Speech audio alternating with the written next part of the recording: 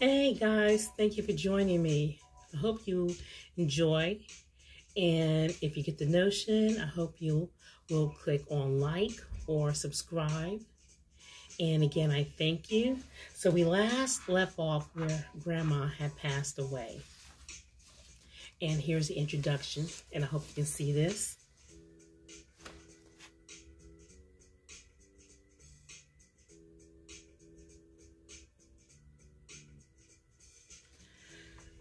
Okay, so Grandma was one of the sweetest, gentlest ladies, and she has such a good sense of humor. Always saying or doing something to make you laugh. She kept us very close to her and to each other. My Aunt Kate was extremely strong through this. No tears shed. My mother, on the other hand, was just the opposite. My uncles were handling it, but really, felt the loss. When Mama and Papa first got married, Mama was always at her parents' house. When Papa got home from work, he'd come to Grandma and Grandpa's for dinner, or Grandma would make a pan of biscuits to send Papa. Papa had always swore she was one of the sweetest ladies in the world. But my Papa's mother, too, was sweet as pie and very mild-mannered. Well, we all went to Grandma's funeral. People came from everywhere. My grandparents knew quite a few people. Afterwards, all the people that were at the service went back to Grandpa's. I stuck close to Mama. She was having a hard time. Aunt Kate took care of everything and everybody during this time. Aunt Kate, I said to her, I think things are going to change. I can just really feel it. Within the next few weeks, Aunt Kate shut down, totally depressed, not thinking clearly, forgetting things, whether it had just happened a couple of minutes ago or a couple of days ago. Or she'd do things and not even remember it at all. This went on for some time. She finally had to go to the doctors for help and took time off from work to get herself together. As the saying goes, time heals all wounds and makes it easier. I pray to God this is true because this is the hardest thing I can remember this family going through. When family members moved up here from down south, it was just natural and expected that they'd stay with my grandparents. They took in all the family and helped them, no questions asked, just giving love, pure love, and wanted nothing in return.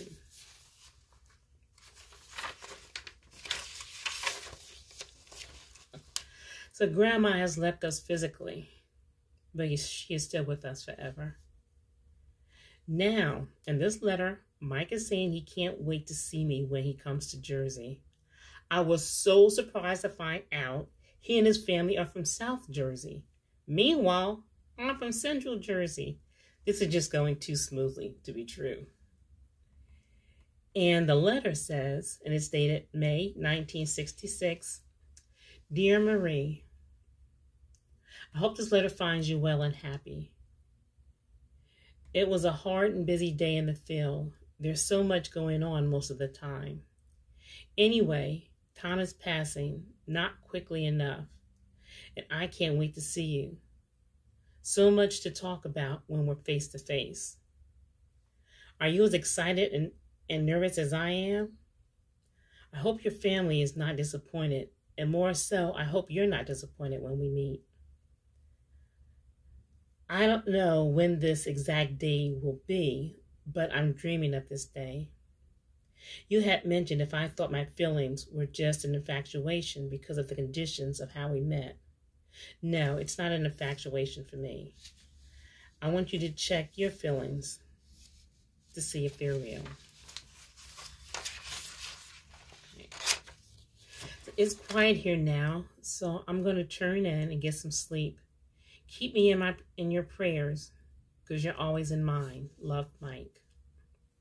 So that letter and telephone calling thing had gone on for quite some time. I'd say about another 8 months before he sends word that he's coming home. Well, at least that's what I guess. It's hard trying to prepare yourself for something like this without working your nerves up. It's even harder hoping for things to be right with someone you haven't really spent time with. I mean, day-to-day living, getting to know when or if he's moody, if he's actually neat or sloppy, what his thought patterns are like in certain situations, or is he just a nut? Just because I'm young and don't have a lot of experience, I still know it takes a lot to make a relationship work. So imagine what it would be like in my situation. I don't know if people notice anything different about me, but inside I feel somewhat jittery, anxious to see him, and maybe actually nervous about it. In our letters and phone conversations, we've talked of being together. But hey, I know men. Remember, I have 2 brothers and my papa schooling me. I'm just going to take one day at a time. Don't count on or expect anything. Also, Papa said a man will say anything to get what he wants. And these are just a few things that I've learned. Interrupting my thoughts, Mama calls out, "Marie, it's almost time for you to go to work." I called back, "I know. How can I forget? Junie, I'll be ready in a few minutes."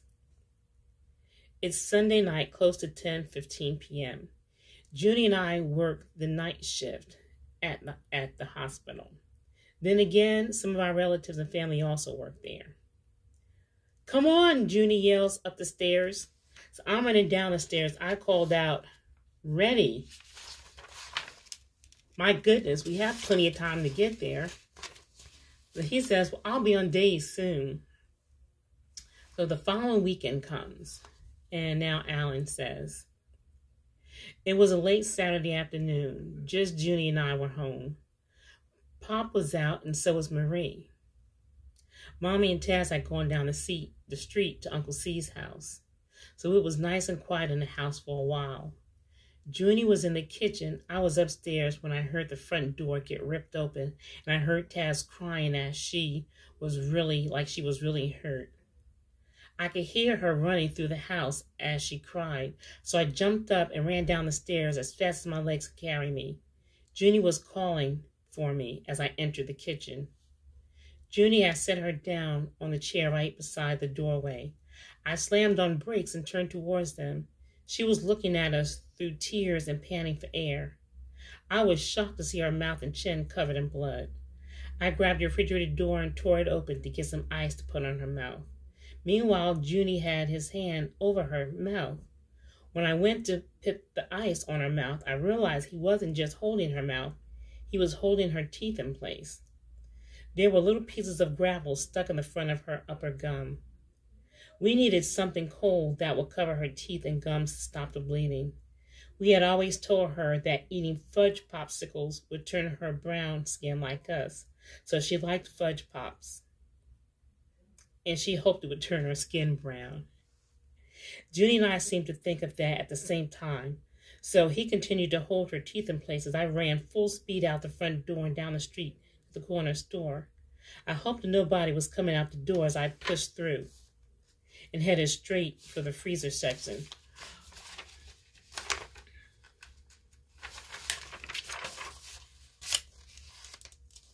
To the store owner, I yelled out, "Put 2 pops on my tab. I'll be back to pay you." As I flung the store door open, I was running down the street like I had stolen something, but I continued flying back up the corner up the street to Junie holding in our little sister's teeth.